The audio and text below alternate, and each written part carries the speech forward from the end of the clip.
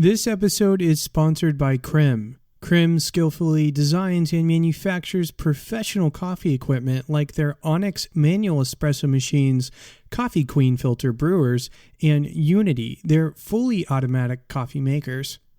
These sleek, versatile, and reliable machines come with proactive service plans to ensure a differentiated and seamless coffee experience for coffee professionals and enthusiasts. Find out more at krim.coffee.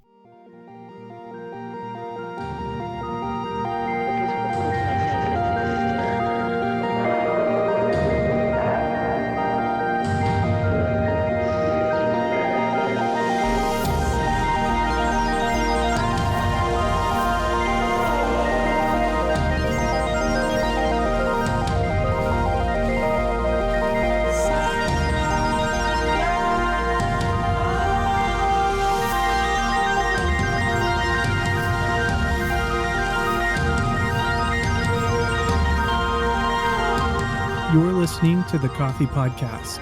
This is the Coffee Science Series, the gap between consumers and scientists.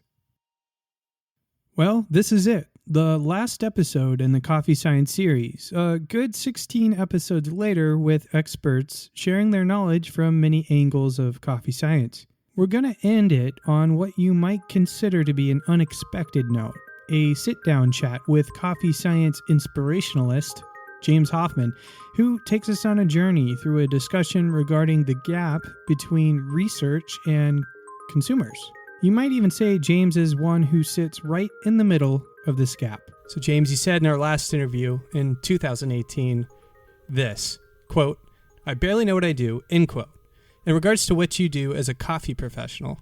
And today, you have on your Instagram bio, which I know is the place we all truly express our identities, Square Mile Coffee Roasters, World Barista Champion 2007, author, and YouTuber.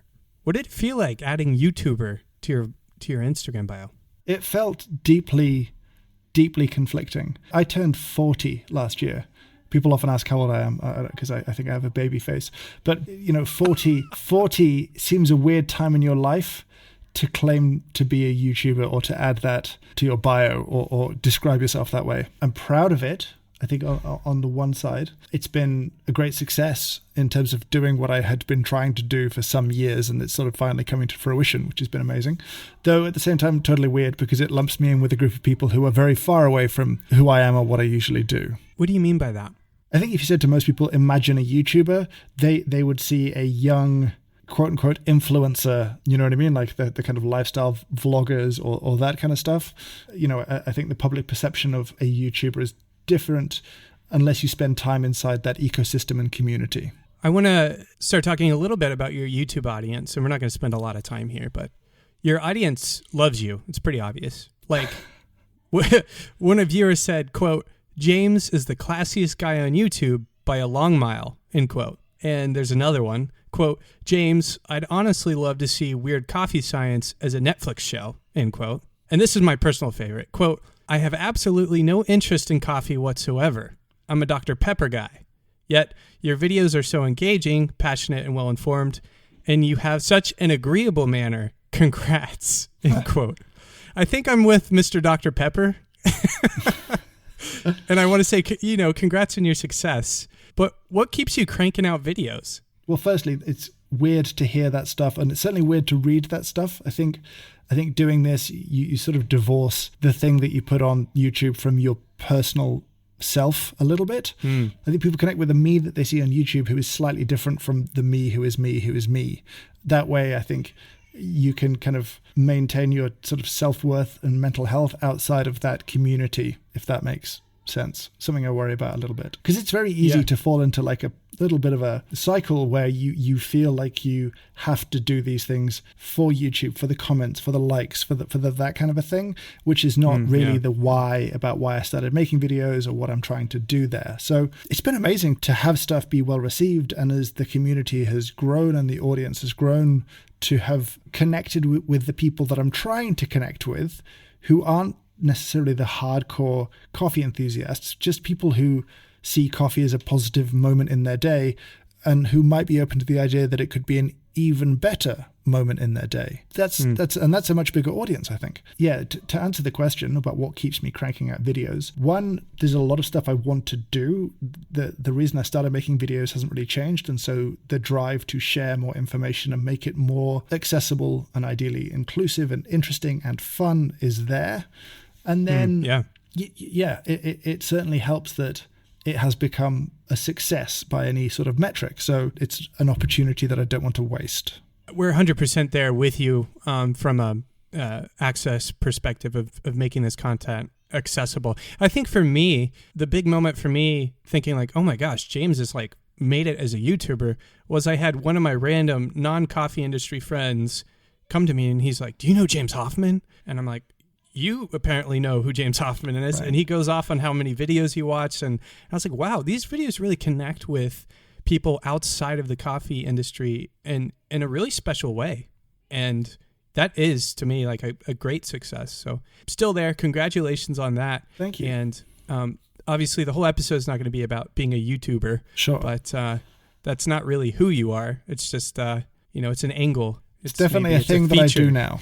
James, you and I have something really weird in common. I figured the weirdness of Weird Coffee Science and this weirdness it was too weird not to mention. Okay. So as the younger generation puts it, and they're going to cringe as I say this, we both stan Darren Brown.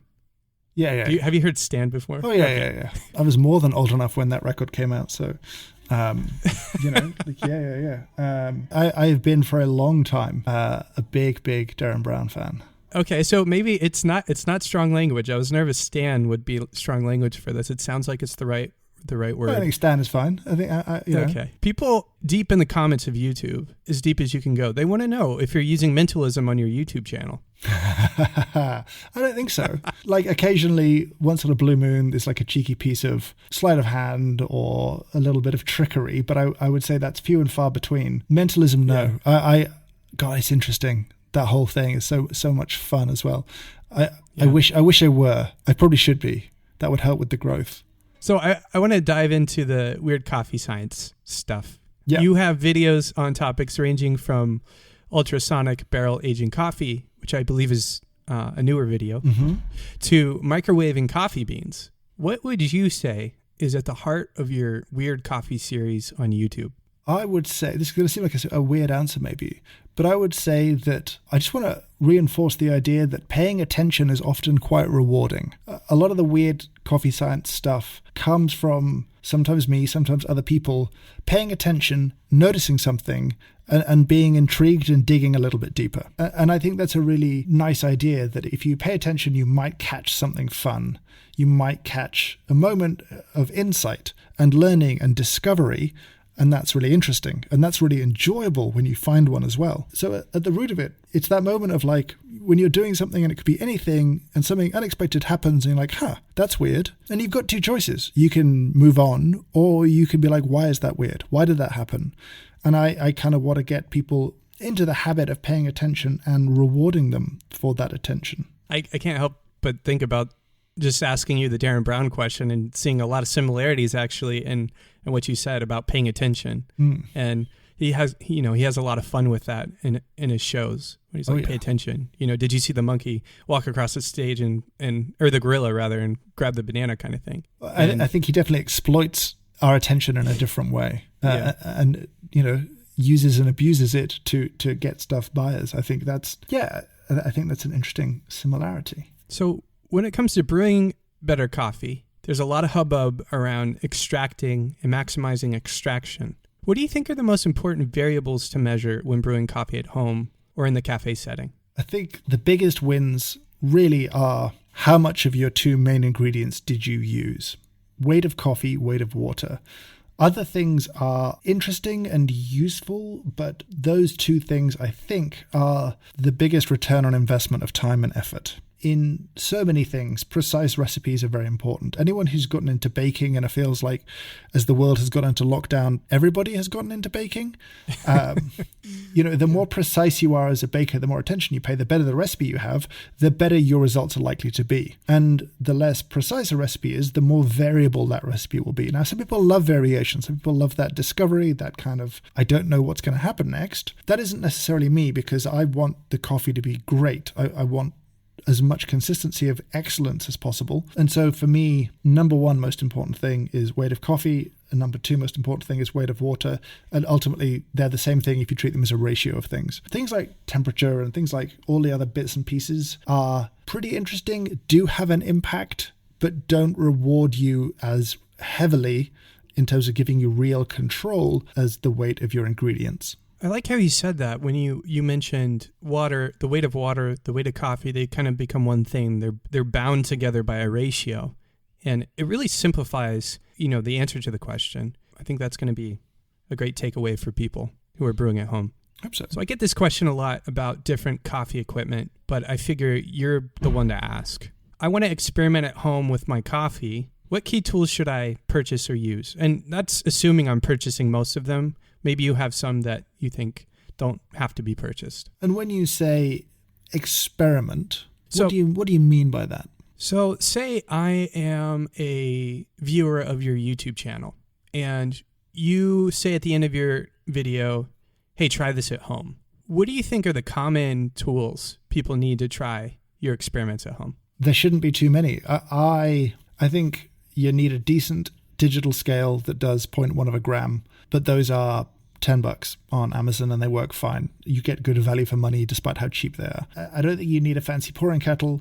I do think you need a good enough burr grinder to have some control over how your coffee is ground. But beyond that, it's just good coffee, patience, and the willingness to do like a little bit of work and that kind of stuff. I don't want to have big barriers between people, being able to play a little bit as much as experiment or, with the coffee they make in the morning. It shouldn't be about having to have one certain brewer. I don't like that idea. I want people who would make coffee in a French press to feel as comfortable experimenting as someone who has a December dripper at the other end of the scale in terms of sort of price and complexity of a sort of pour over brewer. So for me, those are the things. It's time and patience and interest, and then a set of scales and a decent grinder. And by decent, I don't mean you have to spend hundreds and hundreds of dollars, just something that is a good enough burr grinder. Right on. On the topic of accessibility of experimentation and having fun with some, methodical coffee approaches at home. So say as a coffee lover, I'm behind you on the scientific method and the approach to making better coffee. What role do you believe the average coffee enthusiast plays in contributing to this process in the grand scheme of the coffee sector? That's a good question. That's a tricky question. I think the answer to some extent is kind of validation of the idea. I think that if we are interested in doing serious and rigorous science, then we would need to ask so much of a sort of average coffee enthusiast in terms of their time and effort to get good data from them. But what I think is very valuable data is, can you try this? Did you notice a difference? Is this worth pursuing? Is this worth understanding more? You know what I mean? Does this have an impact to you? Or do you think this is taste just feedback? A little bit taste feedback, but just like, is this an idea worth pursuing? Because there is serious academic research institutions and scientists interested in coffee who are willing to do the work, but they have limited time and resources. So it's really about pointing them in the right direction. So what sort of flows upstream might start with hey, it's weird how you have a lot more bloom if you use hard water. And that may slowly filter upstream to those kind of people who'll be thinking about why.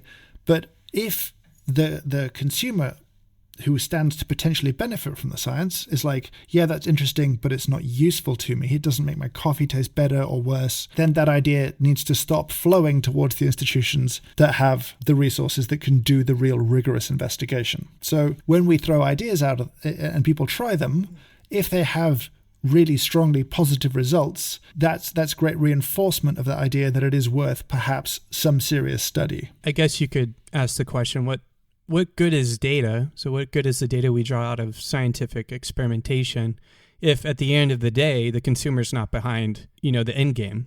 Absolutely. And that's been a big disconnect for a very long time. If there's been serious, rigorous science in coffee for decades and decades and decades, but very little of it has been applied or focused in a way that essentially makes coffee taste nicer for most people at home who are spending money on good coffee and good equipment. Inevitably, a lot of science has been about how do we make this cheaper, more efficient, how do we make it taste less awful in the case of things like instant. There hasn't been that same focus on real, genuine quality because quality hasn't typically been understood by academic institutions in coffee, right? There's not a lot of them that are probably pulling really great shots of espresso at home and really understand what that is. Excellence to them might just be a popular brand of coffee or the espresso they get in their local coffee bar. That's the bit that's interesting to me, is like, how do we connect these two groups together? And so, I've made not weird coffee science videos about scientific papers. There was the paper published by Chris Hendon and some other people on how you could make espresso a whole other way, and is that interesting? And I felt it was my job to offer that up more approachably to the typical home espresso community, to encourage them to test it in a way that actually makes sense, and then to report back about, is this interesting? Should we be then pushing this back to the researchers being like, give us more, give us more, give us more? Or are we saying this is interesting, but only within a small number of settings of certain cafes with certain equipment and that kind of stuff? I'm pro the accessibility of science, and the internet certainly breaks down boundaries between scientists and consumers. And I think that's very exciting. You can follow your favorite coffee scientists on Twitter and argue with them and talk to them, and they're usually very excited to talk back. Right. That hasn't existed prior to the modern internet, so that's very interesting. I sort of see myself sitting a little bit in the middle. I'm still ultimately a layperson. I'm still ultimately more a consumer than I am a scientist. I'm interested in science. I've seen the lab coat though. Oh yeah. They're pretty cheap on the internet. They will sell them to anybody. Okay. It's like dressing up for Halloween, but on video. I think I still see myself not as a scientist, but someone interested in science, excited by science, and the potential it has to make my coffee more enjoyable. This part of the conversation deserves more exploration. The disconnect between the consumer and coffee science is a really important disconnect. I think understanding that as an industry, a scientific perspective, and from a consumer perspective, because I think there's a lot happening on the end of convenience and a consumer. Well, I think there's definitely proof that consumers are benefiting from coffee science, but it's typically consumers, like you said, of higher convenience products. The Nespresso capsule is a marvel in many ways. Like, they've worked out so much interesting stuff to be able to do what they do consistently in millions of homes, and people have benefited from that. But the people who want to drink more interesting, more traceable, specialty coffees, I'm not going to use the word better because that's kind of a difficult word. They haven't really been catered to, but they are also a small audience, but they are a growing audience, and an audience that continues to grow globally. So I'm hopeful of seeing more and more work done in this regard. I've heard you encourage this before at the end of your shows. I think I actually sort of hinted at it before. I was personally inspired by some of the results of you talking about crowdsourcing coffee data, and you didn't really put it that way. You didn't say, hey, let's crowdsource some coffee data here. The ending note was kind of like, hey, try this at home and give me, tell me what happens. Tell me your results. And that's, in my mind, I'm sure there's a whole place on the internet where you can talk about crowdsourcing data. But what a fantastic way to get a lot of data, which is what you need to make predictions and to make decisions, right? That's one of the major keys to making a decision about anything, is having tons of data. So my question to you is, in part, trying to think towards connecting homebrewers, like all the people watching your YouTube show or our listeners on the podcast. How can homebrewers around the world make sure their data is reliable if they're going to be sharing that and say it ends up in a database or something? It's a difficult question, and I'm going to sort of dodge it, but not. I don't think the responsibility is necessarily on the home brewers, and I'll explain what I mean. I got to do some work with a company called Chef Steps some years ago. They're a food science company. They were a startup at that time. They're now part of Breville, worldwide. And it was the first time I got to work with a data scientist. And so he was extremely capable and competent. And, I was very excited to pick his brains. And I very quickly realized that he was operating at a whole other level of understanding of data than I really was. And I sort of asked him for some recommendations of stuff to read, to be able to ask him better questions and to use his skill set to understand more about consumers and their cooking data. The reading he suggested was, I can't remember the name of the book, it's going to drive me insane, but it really is about asking the right question in the first place. If I want good data, I have to ask very specific questions in a very specific way to get the data that I want. If I ask a bad question, I'm likely to get either biased or junk data. And certainly in the past, I've tried to crowdsource really specific data from a large audience. Back when I had a blog and I was doing that pretty often. And more often than not, I wasn't asking good questions and I was getting a lot of bad data. And while I could see some of it was bad data and I could remove it, beyond that, I couldn't tell of the rest of it how much was good or bad data. So I don't think the responsibility is on the home brewers supplying that information. I think the responsibility is on the person asking the question to ask a good question, to ask a simple question clearly, and then how you answer it shouldn't necessarily impact your data, the quality of the data that you're supplying. So that's a little bit of a backwards answer. I don't think so. I sort of feel quite strongly in that regard. And so I feel very comfortable asking a question like, did you notice a difference? Was the difference meaningful to you? Was it valuable? Was this interesting to you? That gives me some useful data that I can work with. It's quite simple data, but if I get enough of it, then I can work with that. But if I'd asked a more precise question or a more difficult question, then I am likely to get worse answers in the kind of forum that I'm operating on, where I have no real control over the scientific method of the people supplying that data. Yeah, there's a lot there. This idea of crowdsourcing data and making it openly available to coffee people around the world has been strong on my mind recently. It's a sort of ongoing frustration for me in a professional capacity, in that I feel like we know very little about why and how most people drink great coffee. I feel like we know very little about why they choose one bag on a shelf over another. We don't know what was driving that decision, and we don't really truly know how to ask them. There are people that know how to ask them, but they're generally not doing work inside coffee. And what you end up with is just, assumptions and a game of telephone and this sort of artificial consumer behavior that we've constructed about why a person does a thing, that we then end up making serious decisions about how we talk about coffee, how we sell coffee, how we serve coffee, how we brew coffee, all based on what are probably foundationally pretty incorrect assumptions. I get very frustrated with that. And I certainly have participated in that and, caused some of the same problems. But I think we're a long way away from really understanding what it is that people find engaging about great coffee. So in your video titled A Correction and an Apology, E-Coffee Cup, you modeled humility in coffee like I've personally not seen much of in the coffee sector. And I want to emphasize how admirable that is first, before I jump into asking you a question. Okay, thank you. In general, the coffee sector seems to have a hard time admitting wrong. I'm not just saying this is just the coffee sector, but I've noticed this. I think you've probably noticed this. Mm-hmm. What is the role of admitting wrong in a methodical or scientific approach to coffee? I think most scientists would agree that mistakes are great learning opportunities. And so whether that learning is simply a personal feedback loop about I made a mistake and that highlights a flaw in my process or a way of thinking or a way of doing that I have. I don't know.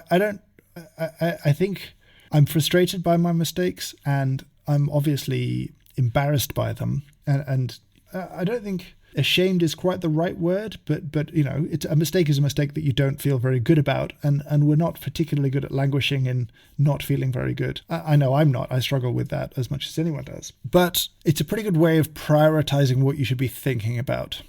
When you make a mistake that has consequences as well, then clearly your prioritization was a problem. The things you were worrying about were kind of the wrong things that allowed you, despite intention, to make a big mistake. So I think for me on that occasion, I was initially quite frustrated by that discovery of the mistake because I had felt that my intentions were good, But that doesn't really matter at all. I still made the mistake, and that mistake was a big problem, and it had consequences, and I had to deal with those. I don't know if I've answered your question as much as talked about, how it felt to make a mistake publicly this time. I've made plenty behind closed doors. Same, yeah. And I think that, certainly making one on YouTube with an audience is an interesting reminder of a platform growing in size is certainly an opportunity, but it comes with consequences and it comes with a responsibility. And you should be mindful of that there are no excuses for sloppy work just because you've got a channel with 10 subscribers. That doesn't mean you should do sloppy work. But I think, as something grows, you really just have to double down on that stuff and just do better. And I know you wonder if you answered the question. I got a lot out of what you said, and I'm going to let our listeners get out of it what they can too. I appreciate you answering that question. It's not necessarily a comfortable thing to talk about in public in the first place, and me resurfacing it to ask you about it.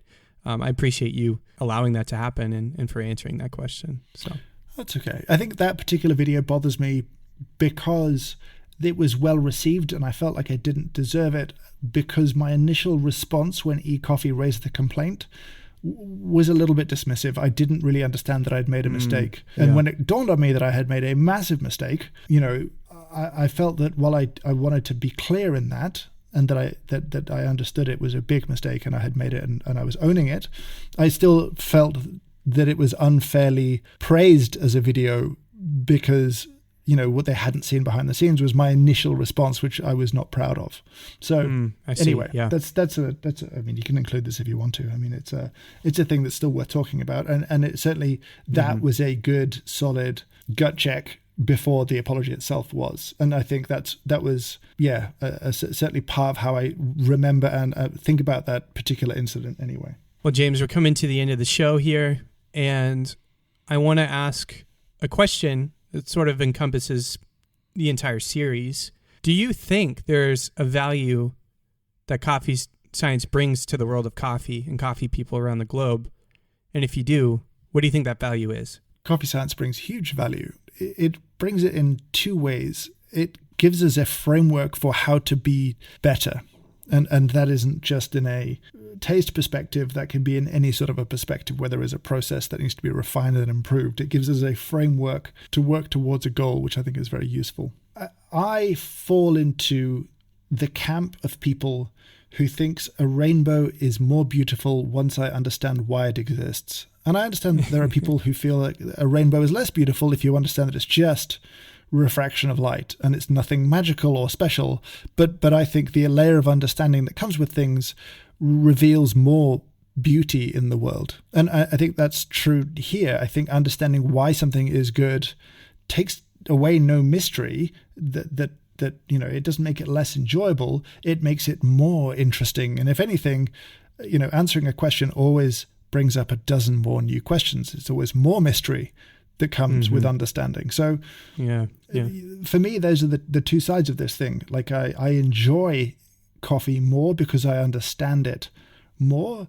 And as I wish to pursue that goal, I now have a framework to work within to do that.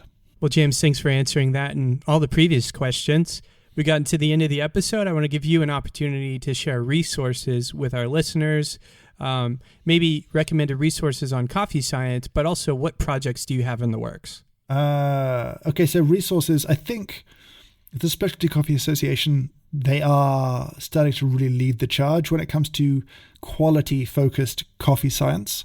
They're working on more and more and more projects, and I would definitely be paying attention to what they're doing there. And I think World Coffee Research, again, do a bunch of good stuff, though that's more on the production of coffee side, which is obviously very important and worth funding and supporting if people are able to do that as a not-for-profit company. Outside of that, I think there's more and more people playing around with coffee with a little bit more science on YouTube, and I think there are more and more scientists starting to dip their toes in food. So I'm going to struggle for some good channels off the top of my head, but I'll have a think and I'll maybe send some through later. And as for what I've got in the works, I have a lot of things in the works. Like a lot of the stuff that I have coming up really kind of bounces around all over the place. I think I'm at the point where I am taking a lot of feedback about what people want to see. And while I'm probably not going to make exactly the video they think I'm going to make, I'm interested in addressing some of the topics that people want to talk about. Things like money, prices, cost of getting into the game have come up so many times, and I think people feel very frustrated at the inaccessibility of coffee equipment from a price perspective. I want to get into that and not just be like, this is the best cheap thing, but also this is what you get for your money, and this is why it's worth spending that little bit more. Which, excellent. You know what I mean? That cool. Kind of. So I'm just thinking about stuff that's coming up now. Beyond that, do I have a? Sorry, I'm going to look at my. Go for it. Look at a little content calendar right now, and in terms of what I have coming up. Do I want to give things away? No, there's more stuff I'm doing on breaking down espresso. There's a little series I started called Understanding Espresso, where we take a variable each video and talk about how it impacts your coffee brewing and therefore how to use it to get better tasting coffee. So we started with like the dose of the grounds was the first video. The next video will be kind of ratio, or how much liquid you produce, how to use that variable to improve the coffee you make the next time you brew. That's the kind of way I want to help people be like, okay, that was good, but it could be better. How do I do that? I want to give them the understanding of the process so they can very easily improve their next coffee and enjoy their day a little bit more. Yeah, James, thank you so much for joining us on the topic of coffee science, weird coffee science and stuff. And it's been a pleasure. Just thank you very much for having me. That concludes our Coffee Science series and also launches me off on a bit of a break. I am a one-person show at this point, and while developing this content for you is a joy for me, it's also a lot of work. And so it's time for me to sit back and absorb all that I've learned along with you. But keep an ear out for what is happening next on the Coffee Podcast, or even consider subscribing to our newsletter so you don't miss announcements regarding the next thing. But until that time comes, thank you so much for listening. And thank you to our super specialty sponsor, Well Built, Krim, and also thank you to all of the guests who have made this possible and enjoyable. I hope you have been inspired by this series, and I hope you can leave the podcast a review if you have the time, so more people can find these conversations and grow in their knowledge about coffee and coffee people. Thanks for tuning in, and as always, and until next time, happy brewing.